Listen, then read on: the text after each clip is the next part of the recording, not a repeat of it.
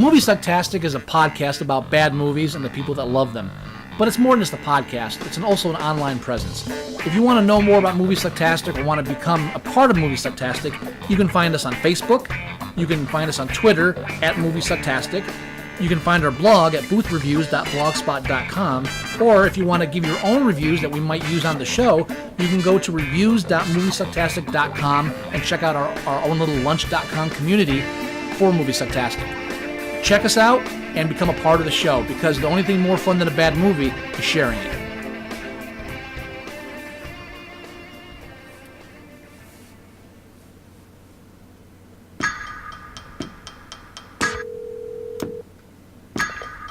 Michael, how are you? I found something really interesting.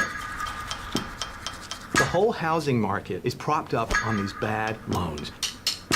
They will fail. The housing market is rock solid. It's a time bomb. So Mike Burry, who gets his hair cut at Supercuts and doesn't wear shoes, knows more than Alan Greenspan. Dr. Mike Burry, yes he does.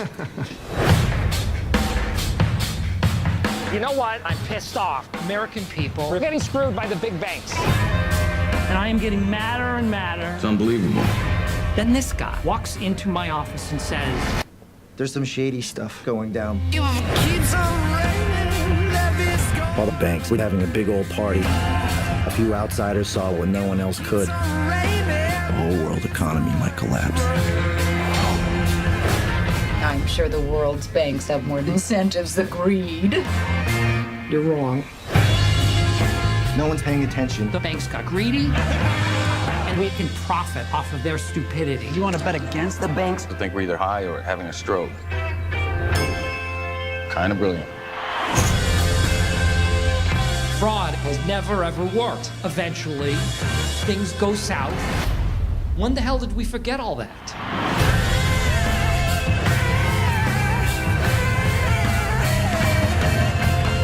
How can the banks let this happen? It's fueled by stupidity. But that's not stupidity, that's fraud.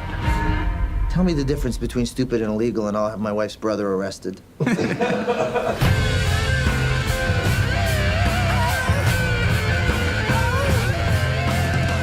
have any idea what you just did?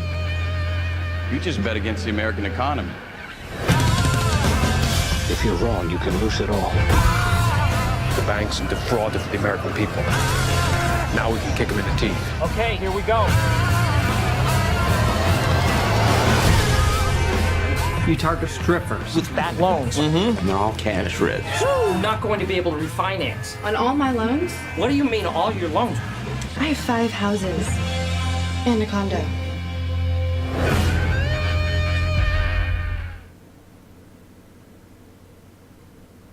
You're listening to Moviesucktastic.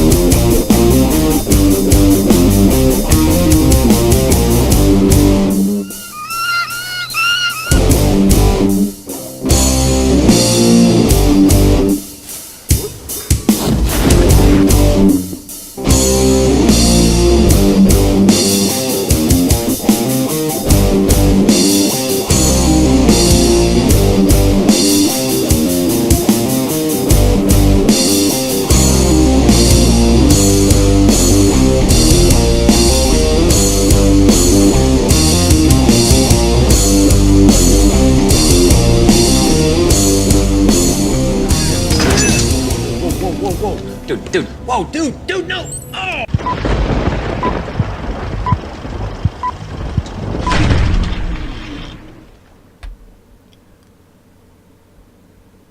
What's up? What's going on? Oh, we on? Yeah, we're on. Hello. Hello. Hey. What's up? Welcome to Moviesucktastic. Episode 203. Our post-Oscar wrap-up. That's right. This is the final film that we're doing, and in a way, I'm happy that we're doing this one because I fucking love this movie.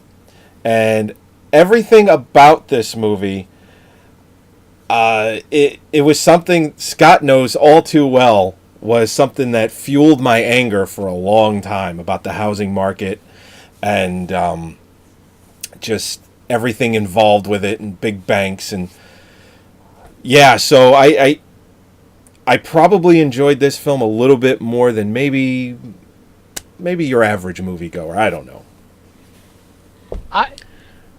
I want to, when we reviewed Spotlight. Yes. I was a bit blasé about the whole thing because, as I said, I'm watching it like, okay, yeah, you discovered that priests are being covered by the Vatican. Yeah, we know that. We kind of know it. This is like if you made this film 10 years ago, it'd be a big thing. You're doing it now after we're pretty much rapist, child raping priests is kind of like cliche. We know, we get it. I couldn't share the kind of outrage. It was like, oh, they're hiding them right down the street from my house. So, yeah, dude, you know what? There's probably a child rapist on the street that's not a priest. Who gives a fuck? You should just calm down a bit. So that I have the exact opposite effect with this film because I feel like there's still a large segment of our population that doesn't that would be surprised by this film. Yeah.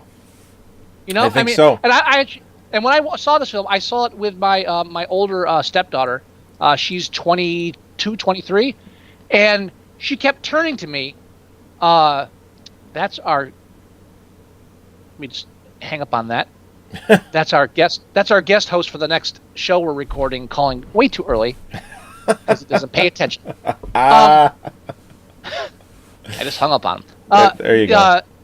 And she, every 10 minutes, she turned to me and was like, wait. So they did this? And I was like, yeah, they did. It's like, but they didn't. It's like, she's flabbergasted. And the whole thing with the Countrywide, that just probably one of the worst offenders during the entire housing bubble. Right. I mean, but just like how flabbergasted she was. And we're talking, again, 23, young adult, and just blown away by just how it's like, but that doesn't make any sense. It's like, this is more true than you even know. Yeah. At one point in my life, I never thought I would ever be able to afford to own a home.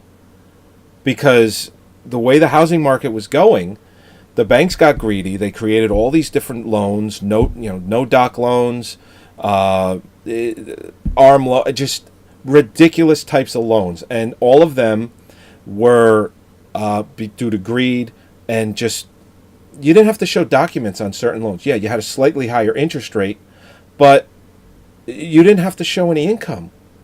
Now, you could be working. You could have been a waiter at an Applebee's and bought a $500,000 home, no problem. Right now, and I don't want to get too much into politics on this that we agree on, since this is more of a movie show.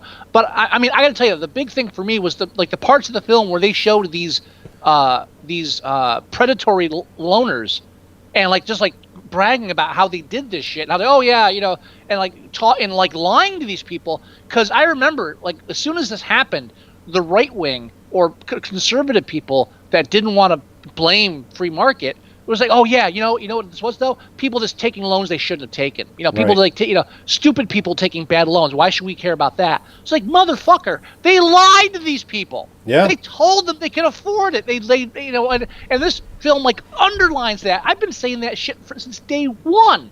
And this film and the film, of course, based on a novel. This is all true.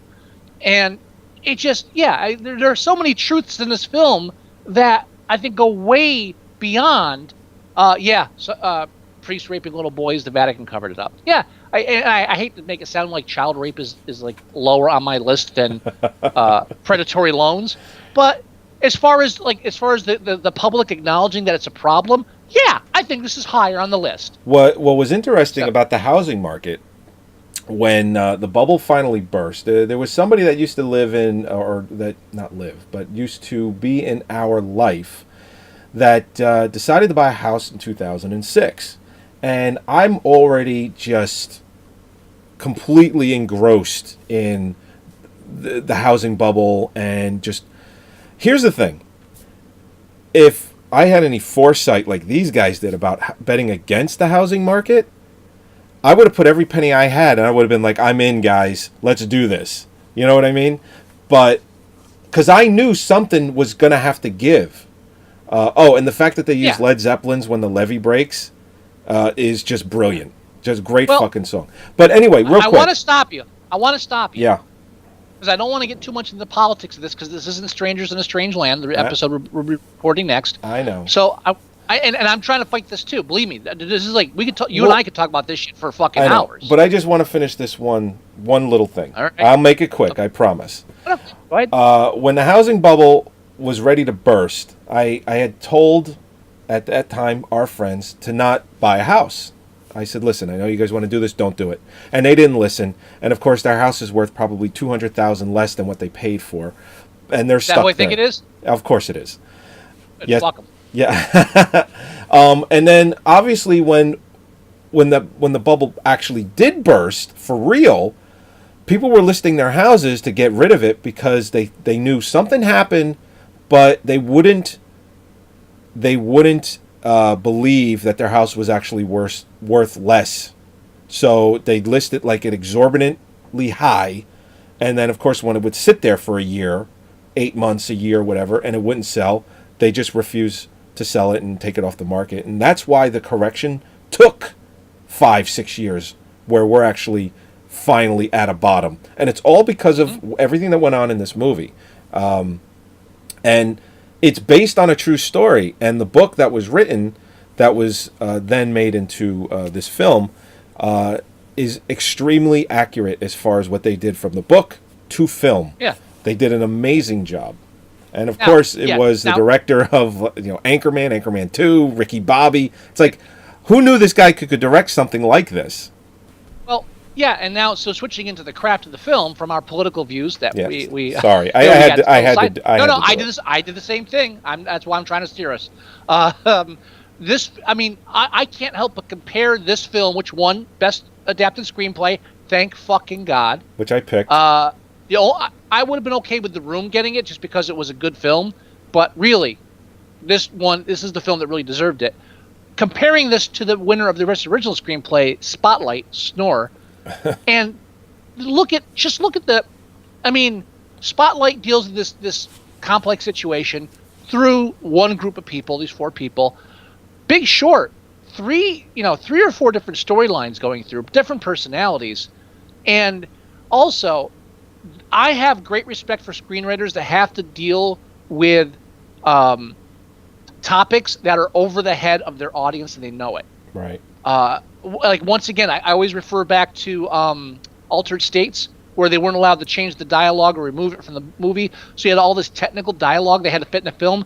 So they purposely made sure that whenever they had all these long, boring discussions, they were doing it through mouthfuls of food or while they're sorting stuff in the cabinet. They made sure something bizarre was happening that you were watching so you didn't fall asleep listening to this boring shit that they were forced to put in it. And I loved how The Big Short kind of broke that fourth wall, which isn't new. And I really regret this film came out so soon after Wolf of Wall Street, which kind of does similar things. Right. Because I think The Big Short pushes the boundaries of it more than Wolf of Wall Street did. Wolf of Wall Street really pretty much did what Jake LaMotta did in Goodfellas. Not Jake LaMotta. You know what I'm talking about. What, Raging being character in Goodfellas. Raging Bull. Bull. You talking about, okay. Goodfellas. Yeah, fine. Yeah. Ray Liotta. Yeah. You're talking Ray Liotta, who played Henry Hill in Goodfellas. Henry Hill, thank you. Goodfellas, Yes. right. I knew you knew the character name. Italian and all. And First of all, he was Irish, more Irish than Italian, but that's fine. I'm sorry. But I mean, I love the parts where, like, okay, this is so, here to explain it is this playmate in a bubble bath. Oh, right. What's her face? Yeah, I mean, Margot Robbie. Right. I love the idea with it. Okay, we're going to take something that they made very, very complicated, and we're going to simplify it so you can understand it. And right, and they did that a few times throughout the film, which worked really well. Like in the one scene in the casino was excellent. Right. Yeah. There's a third one too. I forget the third one. But they do they have 3 times That's where they do that. Even the Jenga thing. They do. Well, that was. I know they didn't break a fourth wall for that. That was just a meeting. But they do it with like the 3 Jenga. times where they break the fourth wall. But they also have times where they break the fourth wall to tell the audience, listen, they made this very complicated so you couldn't follow it, but all it is this. And the most complicated fucking thing, and I still don't understand half of it, I'll be honest. And there's a reason why. Yeah. Now comparing Spotlight to Big Short, I read so much bullshit with Spotlight that, oh wow, it's like the actors felt like they were being cloned on the screen. Oh, it was so big a deal. Christian Bale in this movie fucking blew me away. Yeah, he was awesome. Christian Bale was fucking amazing. He really was. And who was he up against for supporting actor? It was Christian Bale for The Big Short, Tom Hardy for The Revenant, Mark Ruffalo for Spotlight, Mark Rylance, who actually won. Do you think it would help? Yeah, that won him an Oscar because people are just so used to... We talked about this when we did Bridge of Spies, but they're just used to that formulaic... would it help? It's like, oh, we get it. You know, it's like maybe prior performances that used to do stuff like that, yeah, people were enamored by it, but now they shouldn't be, but they still are.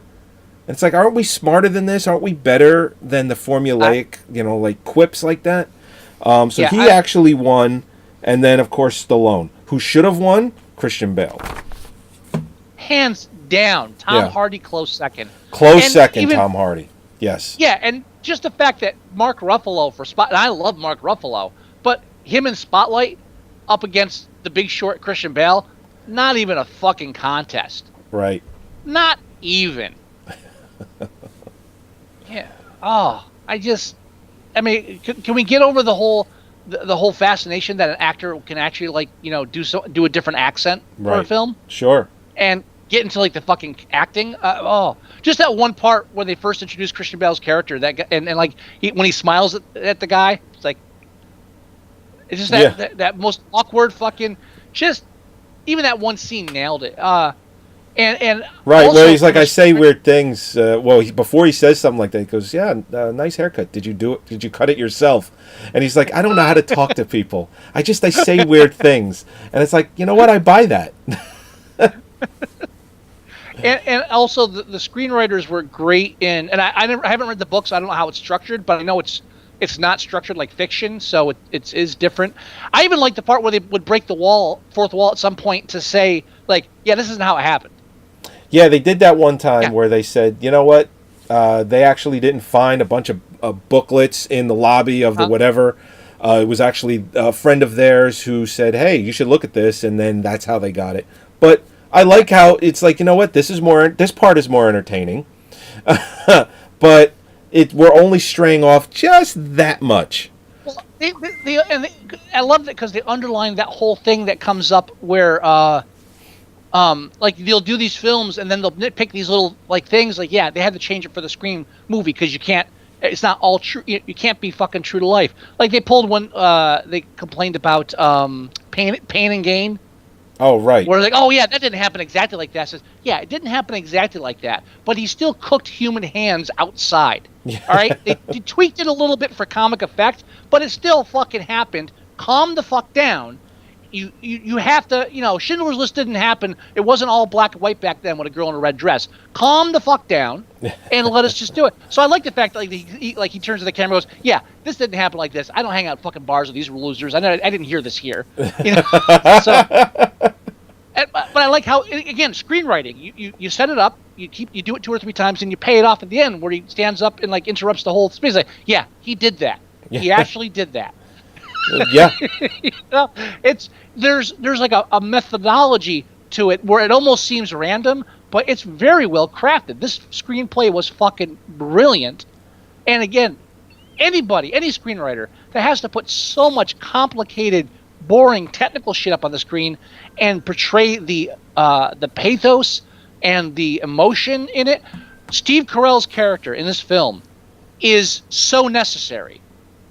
Yeah, because you absolutely. need someone on the screen that's as insane as you are when you're hearing this shit. Yeah, he was perfect for it. I love it when he I mean, comes into the help group meeting, and he just comes in, he just takes over the fucking group. He's like, this fucking asshole, I'm telling him, how could you sleep at night? And the one guy's, he's talking about, oh yeah, I feel this way, I'm sad. And he just comes in, he's like, I gotta fucking take this. And then he just leaves. I'll see you next time. Yeah, right. And again, based on a real person, the character is. But yeah, I mean, it gives you that cathartic person. So when you're watching this film, you have somebody on the screen going, "What the fuck's wrong with you?" Really?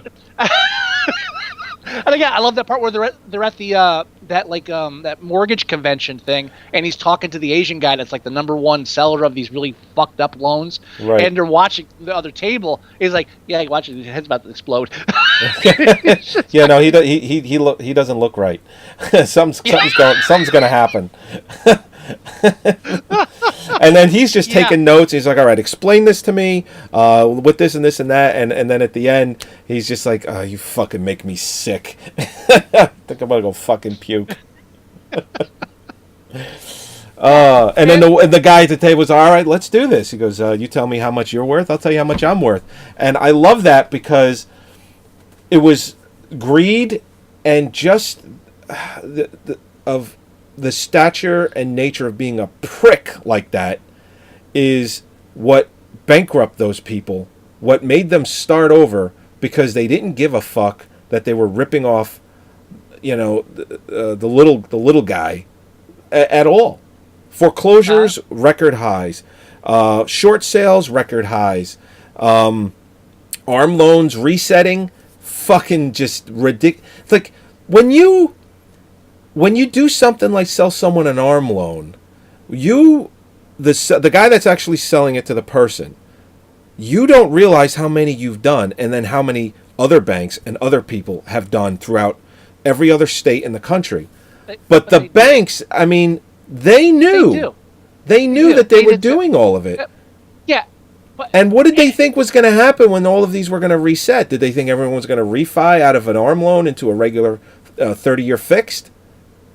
No, because you know what? They enjoyed paying 0% interest for 7 years, and then it was too late to refi because the market was already collapsing, and you were going from a 0% interest to like almost 7% at one point when the housing bubble exploded, when it burst. Yeah. So it's like, why would I refi from 0 to 7 on a $700,000 mortgage? Why would I do that? We're trailing away from the film again. So I know. I know. I know. But again, I'm with you, dude. I'm with you.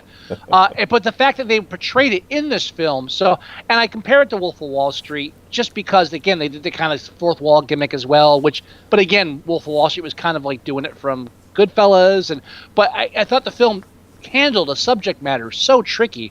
Even the whole idea that at the end, even like the guys that made the money off this, like it was a hollow victory. Mm-hmm. It was like, yeah, but we're making the money off of something that we tried to stop.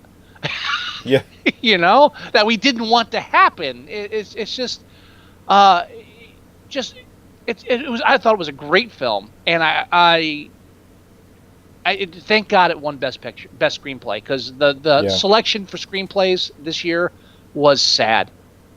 I mean, it's thin pickings when a sci-fi film makes Best Screenplay list. Ex Machina. Which won for Best Visual Effects, which I really thought Mad Max was going to take that. No, but you know why? You know why that won over Mad Max? Because Mad Max had so much like real effects. It had real locales and effects. Yep. And it had so much that like they actually. That's why I knew The Revenant. That's why I knew The Revenant was definitely not going to win Best Visual Effects. Right. Like, I don't even know why it was nominated. Because of the bear scene? Because that's it. That's the only thing that was CGI. That's the thing. It's like both of those films were so great, but the actual effects overshadowed or overpowered the visual effects, the CGI. They should just call it CGI effects now. Stop with the visual. Well, you know what you mean now. It's just CGI. Right. That's what. Yeah. So I get that. But I mean, just the fact that Ex Machina made Best Screenplay. So really, that's how low it is now. You're picking sci-fi flicks, and not even like popular sci-fi flicks. Right. I mean, this wasn't a blockbuster. Why is this on? It's just, Inside Out, a fucking Pixar cartoon, best original screenplay. Yeah, and are things that bad? I don't get it. I don't get it. Was Anomalisa nominated for best original? It wasn't. No, but it was nominated for best animation, and it lost to a Pixar fucking film. Well, I called that. I mean, you know what? That was an easy pick, even though Anomalisa was the better film. That should have won. Did you see it yet? And Anomalisa, I saw bits of it. Yeah, what it deals with. Like the more I see Inside Out like being nominated for these things, the less I want to watch the fucking thing. I actually hate the film now, and I haven't watched it. I mean, I've seen it numerous times because of my children, and that's it. But Anomalisa was, for what it was, worlds better than Inside Out as far as dealing with the psychology of it all, and like when you watch it and the way it ends, and you really start to think about it, you're like, wow, it's a very good movie. I do recommend it. So, and from what I understand, that was a not Kickstarter. What's the other one that they're starting to do to make independent films and whatnot? The other one, other than Kickstarter. But it was crowdfund. It was a crowdfunded film. So it took like 4 years to make, and so stop motion is a slow process. Yeah. Yeah, but it was very good. So, but anyway, honestly. Oh, go ahead. Oh, I was going to say it's like if you just like go down the best picture films, The Big Short is easily like my top 3 favorite films. Absolutely. Easy. Absolutely. Top 3 out of the best picture. Uh-huh. And out of best screenplay, original and adapted, Big Short is my favorite film. Everything else was like either passable or boring. Yeah, I thoroughly enjoyed this movie. It just, as I'm watching it, I'm just like, fuck yes. I'm like, they're getting it right. The whole way through the film, I'm just like, they're getting it right. They're getting it right. This is exactly how I felt when the shit was going down. I had read too many articles. I read too many things. It made the film more enjoyable. But again, for me, it's the craft with how they did it to convey this information to an audience that might not be up on that. I agree with that. And from a screenwriting standpoint, this film was fucking brilliant. Yep. Heads miles above Spotlight. If this and Spotlight had been in the same category, I would be very upset if Spotlight won. But it was in the same category. What are you talking about? No. Adapted versus original. Oh, I thought you were talking about for Best Picture. No, I'm talking about screenplay. I got you. Yes. Those are my categories. I know those are my favorite categories. Yes. And again, slim pickings this year. The only one out of both categories that really blew me away was Spotlight. I'll watch it again. Spotlight? Yeah. No. Big Short. Big Short. I meant.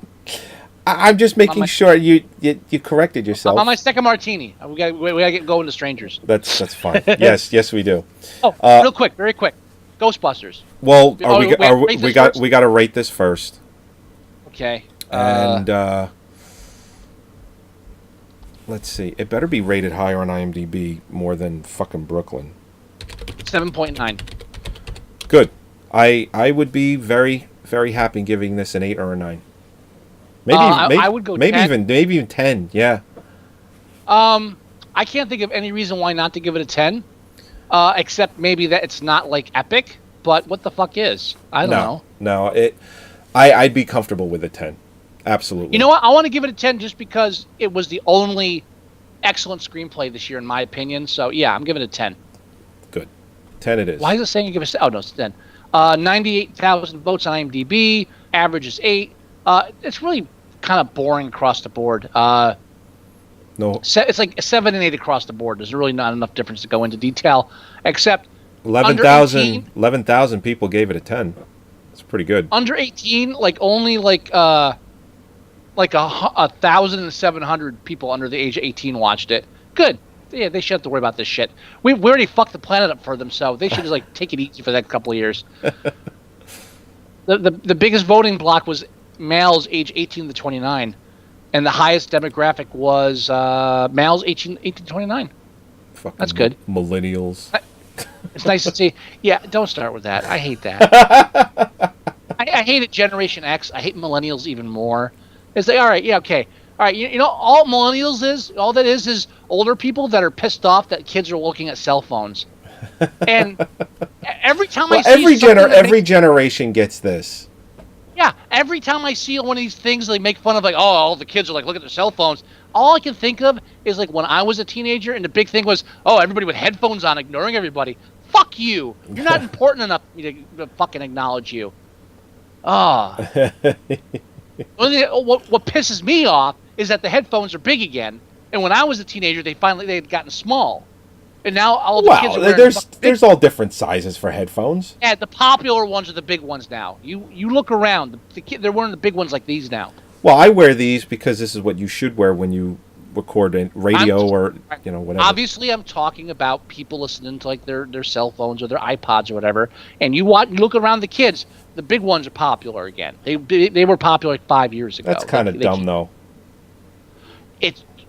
Popularity doesn't mean smart. I'm sure they're more comfortable than the earbuds. Anyway. Who gives a fuck? Quick, the Ghostbuster trailer. Well, we also have to play a voicemail. We do have a voicemail to play. But what? We're done rating that. We're going to talk about Ghostbusters very briefly. Then we'll do a voicemail. And then just when one of our listeners calls is when I don't want them to. Come on. Now. All right, go ahead and play it. Well, no, we can talk Ghostbusters first. No, play it. All right, we're gonna play it. All right. Hey, what's up, guys? This is Gino Cuddy calling in again. What's up, Gino? I have a couple of requests for you guys. You can hear this, right? They're both animated films, and they're both films that I've recently gotten myself into. And they are Down and Dirty Duck from 1974. I like that one. And the rock version of Peaches, The Missing Link, which is a French film, but there's an American dub of it called BC Rock from 1984 that has Bill Murray as a dragon. Cool films that I would love for you guys to check out and do a review on. By the way, Gino in the Evening is still going really well. Recently had on Wayne J. Keeley, the producer of Nosferatu the First Vampire, as well as some other pretty cool guests. Looking forward to that. Got some film projects in mind. Got some stuff brewing in my head. Look forward to talking to you guys soon. Would love to catch up with you, chat with you. Maybe come on again, who knows. But have a great day, guys. All right? Peace. Okay, so it's a request to review Down and Dirty Duck, which was a theatrical release, so that falls within our review system. Whereas BC Rock was never released in America theatrically. It was released in France, Denmark, Belgium, and Australia only. So, I mean, we can do Down and Dirty Duck. I wouldn't mind doing that at some point. I do enjoy Down and Dirty Duck. I believe I actually got my copy from you. Yes, you did. Yeah, you had a copy lying around, and I have seen it a bunch of times, but I just never got a copy. I got one from you. So, I don't know when we'd get around to doing that, but I wouldn't mind doing Down and Dirty Duck. Maybe we could squeeze that in with other animated features. Maybe do like maybe a twofer or something.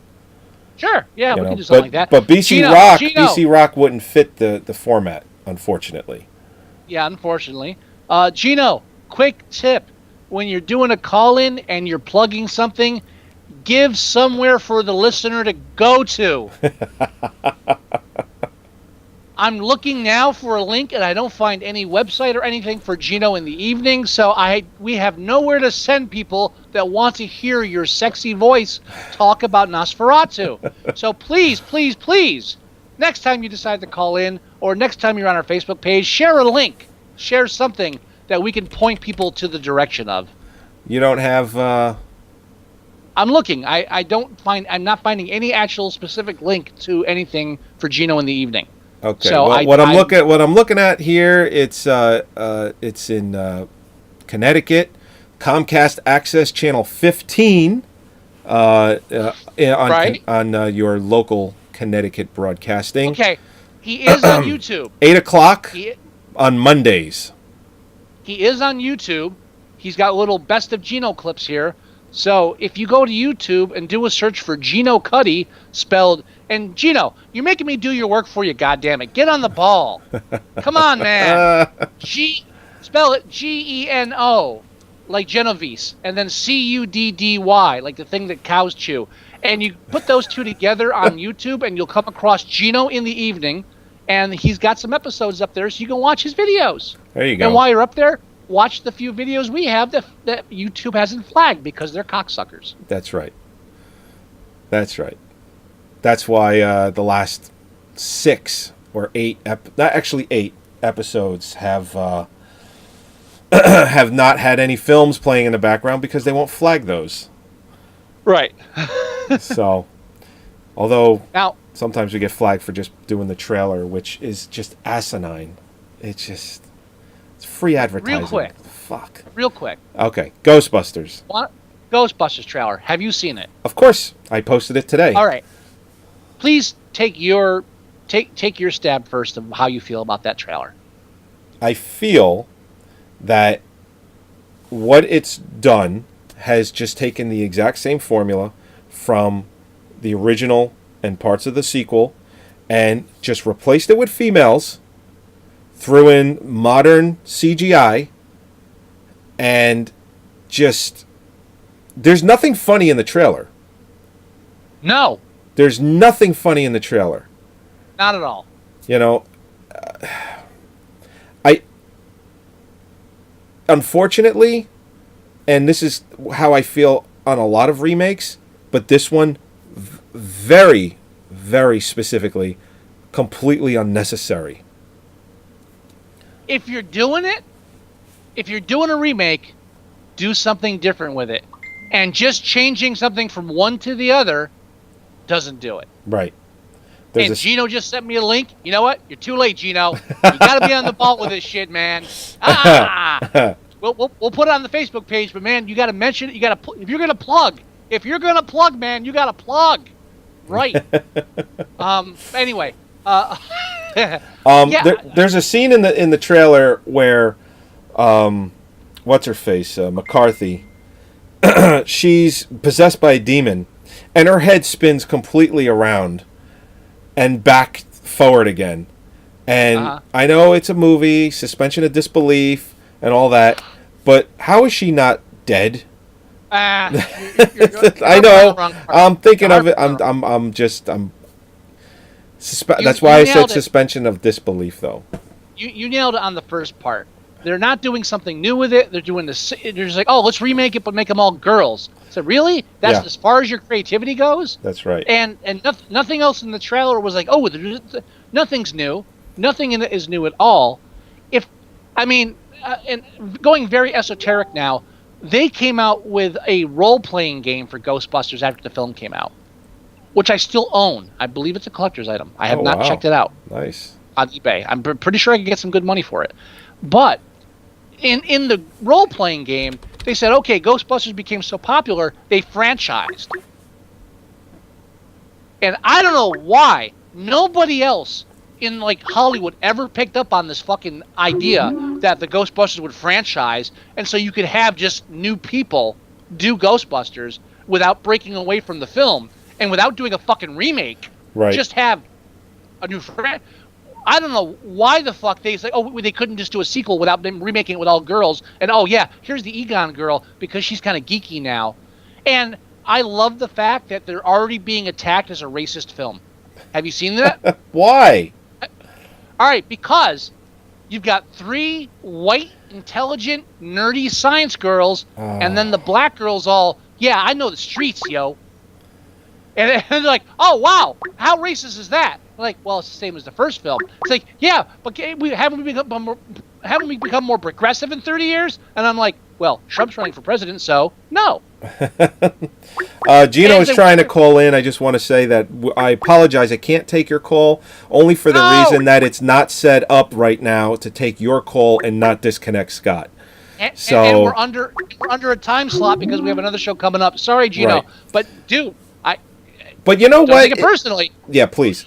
I think I pissed him off. No, Gino, it's cool. I'm gonna put them on Facebook. We told him how to get to YouTube. It's great, but dude, just when you put a message in, give a fucking link. That's all I'm saying. But if you go back to the original film, that's how that black character is. He's not a scientist. Not that I'm saying he's not as smart as them, but he's not a scientist. He's just like a regular guy that just wants to get in on busting ghosts. The argument is, but haven't we come further in 30 years? And my answer is no. And when you're dealing with an unimaginative screenplay where they just switch it from male to female, I don't know why you're upset that you want more. And don't attack the film for having that kind of black character because, first of all, the black actress that's playing the character from SNL, she seems to be fine with it. And if she's not, she should be advertising it. Actually, they're both from SNL. The one that plays Egon's character. But we're talking about the black character. No, I know. We're talking about the black actor. Right. Well, actually, so you know what? 3 of the 4 she from SNL. She seems to be fine with it. I'm wondering if she's not giving any shit about it online on interviews and stuff, then maybe you should ask her how she feels about it. Right. And you know what? How about we just agree it's a shitty idea in the first place and not have to go in the whole race thing? Yeah. Well, come on. This is the society we live in right now. Everyone is just waiting to be offended about fucking everything.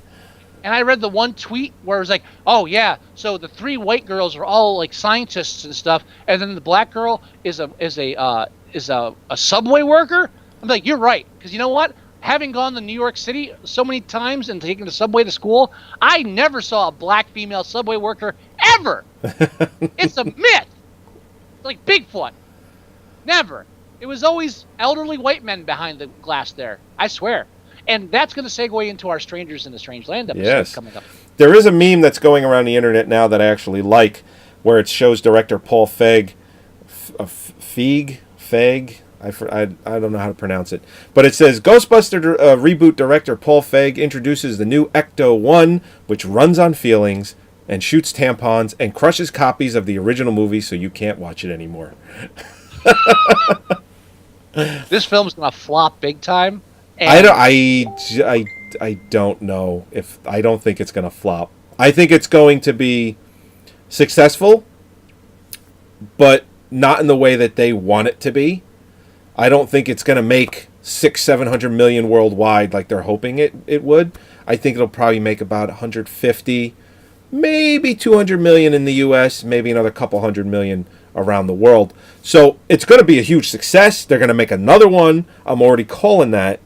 But I just get the feeling that they're thinking it's going to be better than it is. This trailer, they definitely are. This trailer, and I don't know how much it cost either, but I can find out real quick. But this trailer does not at all like put the film in a good light as far as I was more eager to see Spy than I was this film after watching the trailer. Yeah. That's all. I was more eager to see Tammy. Ooh. After watching a trailer than I was this film. So, and I'm a Ghostbusters fan. So I fucking love Ghostbusters. Hey, dude, if you're gonna fucking remake it, remake it. Don't just carbon copy it and change one thing and say, "Oh, look, it's different now." You're fucking hacks. I know. What are you doing? I'm looking up the budget for this movie.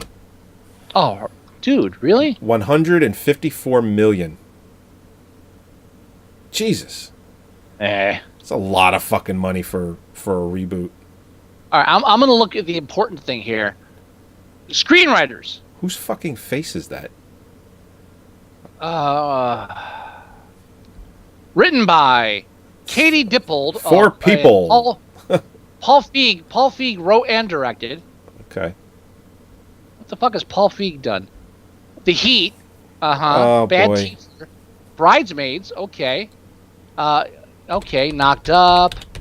Arrested Development, he did an episode. Oh, that's as an actor. Hold on, that's all as actor. I want to go to writing. What else did he write? Oh, Spy and Sick in the Head and Nothing. Spy and Nothing. That's what he wrote. Okay. What about the other screenwriter, Katie Dippold? What has she written? Let's go back to writer. The Heat 2. Ooh, question mark.